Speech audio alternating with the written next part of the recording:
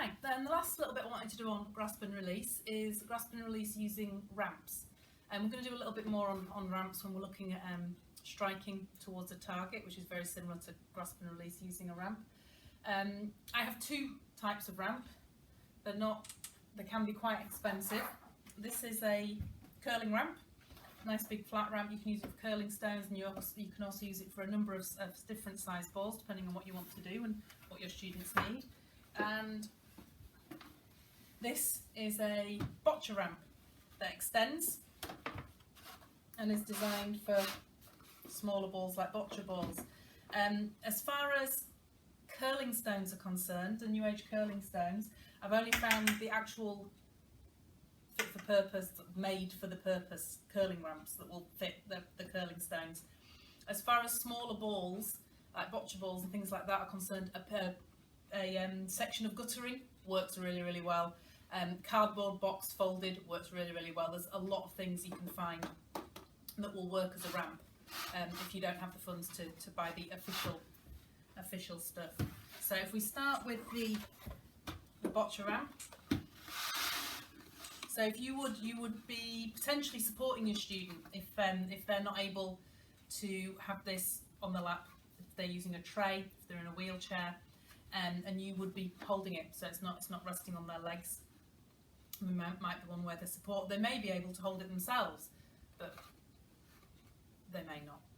I've got a number of balls here that you can use on this size ramp, and that you can see will make a sound as they go down the ramp as well. If you you could play a game such as Skittles or whatever, which we'll look at in more detail in striking. So simple, small ball, one hand, so if they could support the ramp themselves, place it on the top. Sometimes I find it's really helpful if you just put a little ridge of blue tack so that you can rest the ball there and then let the student push it down afterwards, because they just have to get it slightly over that little bump. Or if you rest the ball on their lap in front of the ramp, then you can leave them to independently push the ball down the ramp. That's one of our slot ones, one of our bell ones. Once again, you push it down the ramp and it makes a noise all the way down. Even though this is quite a small ramp, it will take larger balls like this football, for example. Down it goes. The curling ramp, yes, it is designed for curling stones. The thing about the curling ramp is it's a little bit heavier. The thing about the curling ramp is it's a little bit heavier, so I'm not sure if you need to check if the person will be comfortable with it resting on their knees, if that's the case. The good thing about a curling stone is you really do work on that grasp and then lift, place, and then let go. So it's a good activity for promoting letting go, and it makes a lovely noise as it goes down the ramp. That's using a curling ramp with a curling stone. But the great thing about the wide curling ramps is that you can use them for much bigger and heavier balls, which can be really nice because they have a much better impact when you're playing things like Skittles, and that will go happily down the curling ramp. The other thing I was going to show you was if you have a student who uses a standing frame, particularly if you have one of these leckies that has a hole to put a bowl in. If you take the cover off the thing, this is really good for grasp and release. If the student's in the stander, they can post the ball through the hole, which is excellent.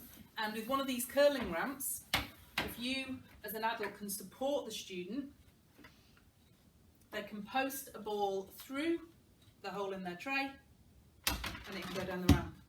It just brings it a little bit closer to them, and it's more in direct eye line to your student than if they were pushing off the edge of a tray. I would always check when you're asking students to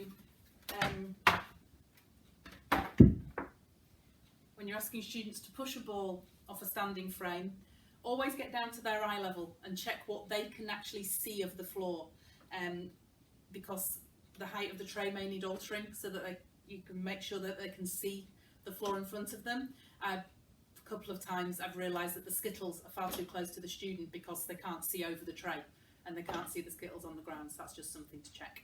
So that's the last of my suggestions for dexterity, grasp and release and maintenance of grasp.